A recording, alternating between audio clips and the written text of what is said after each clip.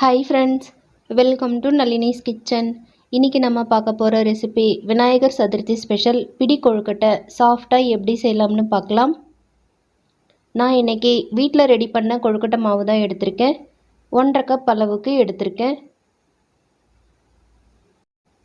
வீட்டிலையே கொழுக்கட்டை மாவு எப்படி ரெடி பண்ணுறதுன்னு வீடியோ நம்ம சேனலில் ஏற்கனவே அப்லோட் பண்ணியிருக்கேன். வீடியோவோட லிங்க் நான் உங்களுக்கு டிஸ்கிரிப்ஷன் பாக்ஸில் கொடுக்குறேன். வேணுன்றவங்க செக் பண்ணி பாருங்கள். ஸ்டவ் ஆன் பண்ணிவிட்டு ஒரு பாத்திரம் வச்சுக்கலாம். மாவு எடுத்த அதே கப்பில் 1 கப் அளவுக்கு வெல்லம் பொடிச்சிட்டு சேர்த்துடலாம். வெல்லம் எடுத்த கப்பில் 1/2 கப் அளவுக்கு தண்ணி சேர்த்து வெல்லம் கரைஞ்சி வர வரைக்கும் கொதிக்க விடலாம். பாகுபதம் எதுவும் தேவையில்லை. வெல்லம் கொதிக்கும் பொழுதே 3 ஏலக்காவை தட்டிட்டு சேர்த்துடலாம். இப்போ வெள்ளை கரைசல் ரெடி ஆகிடுச்சு. இப்போ ஸ்டவ் ஆஃப் பண்ணிக்கலாம். இன்னொரு கடாய் வச்சுட்டு ஸ்டவ் ஆன் பண்ணிவிட்டு 2 டேபிள் ஸ்பூன் எள்ளு சேர்த்துடலாம். ஸ்டவ் மீடியம் ஃப்ளேம்லேயே வச்சு எள்ளு பொரிஞ்சு வர வரைக்கும் நம்ம வறுத்து எடுத்துக்கலாம். அதே கடாயில் 1 டேபிள் ஸ்பூன் நெய் சேர்த்துடலாம். ஒரு துண்டு தேங்காய் பொடியாக கட் பண்ணி வச்சுருக்கேன். அரை மூடி தேங்காய் துருவி வச்சுருக்கேன். 2 நிமிஷத்துக்கு ஸ்டவ் லோ ஃப்ளேம்லேயே வச்சுட்டு நல்லா வறுத்து எடுத்துக்கலாம்.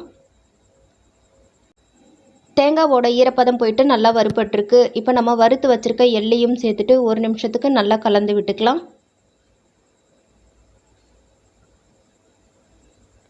இப்போ நம்ம ரெடி பண்ணி வச்சுருக்க வெள்ளை கரைசலை வடிகட்டிட்டு சேர்த்துடலாம். நம்ம வெல்லம் எடுத்த அதே கப்பில் 1.5 கப் அளவுக்கு வெள்ளை கரைசல் இருக்குது. இன்னும் 1/2 கப் அளவுக்கு தண்ணி சேர்த்து 1.5 கப் மாவு எடுத்தோம். 2 கப் அளவுக்கு தண்ணினா சரியாக இருக்கும். இப்போ வெள்ளை கரைசல் கொதிக்க ஆரம்பித்ததும் நம்ம மாவு சேர்த்துடலாம். ஸ்டவ் லோ ஃப்ளேமில் தான் இருக்கணும். பொறுமையாக இந்த மாதிரி கலந்து விட்டுக்கலாம். வெள்ளை கரைசல் எல்லாம் மாவோடு சேர்ந்து வரணும்.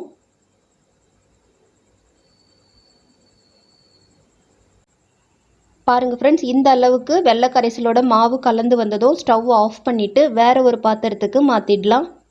இப்போ இதை அப்படியே மூடி வச்சுட்டு 5 நிமிஷம் கழித்து எடுக்கலாம். மாவு நல்லா ஆறிட்டு சாஃப்டாக இருக்குது. கையில் கொஞ்சமாக நெய் சேர்த்துட்டு நல்லா பிசைஞ்சு எடுத்துக்கலாம். உங்களுக்கு எந்த சைஸில் என்ன ஷேப்பில் வேணுமோ அந்த மாதிரி பிடிச்சு எடுத்துக்கோங்க. பாருங்கள் ஃப்ரெண்ட்ஸ், எல்லா கொழுக்கட்டை மாவையும் நான் இந்த ஷேப்புக்கு பிடிச்சி ரெடி பண்ணி வச்சுருக்கேன். இட்லி பாத்திரத்தில் தண்ணி சூடாகிட்டுருக்கு. இட்லி தட்டு வச்சு சுத்தமான ஒரு வெள்ளை கிளாத்தை வச்சு எல்லா கொழுக்கட்டையும் வச்சுட்டு இந்த மாதிரி க்ளோஸ் பண்ணிடலாம். 10 நிமிஷத்துக்கு மீடியம் ஃப்ளேமில் வேக வச்சு எடுத்துடலாம். 10 நிமிஷம் கழித்து ஓப்பன் பண்ணுறேன். பாருங்கள் ஃப்ரெண்ட்ஸ், பிடி கொழுக்கட்டை சூப்பராக ரெடியாக இருக்குது. பார்க்கவே நல்லா சாஃப்டாக இருக்குது. பாருங்கள், சாப்பிட்றதுக்கும் சாஃப்டாக இருக்கும், டேஸ்ட்டாகவும் இருக்கும். இதே மெத்தடில் விநாயகர் சதுர்த்திக்கு பிடி கொழுக்கட்டை நீங்களும் கண்டிப்பாக ட்ரை பண்ணி பாருங்கள் ஃப்ரெண்ட்ஸ். இந்த வீடியோ உங்களுக்கு பிடிச்சிருந்தா மறக்காமல் லைக் பண்ணுங்கள். சேனலை சப்ஸ்கிரைப் பண்ணிக்கோங்க. தேங்க்யூ.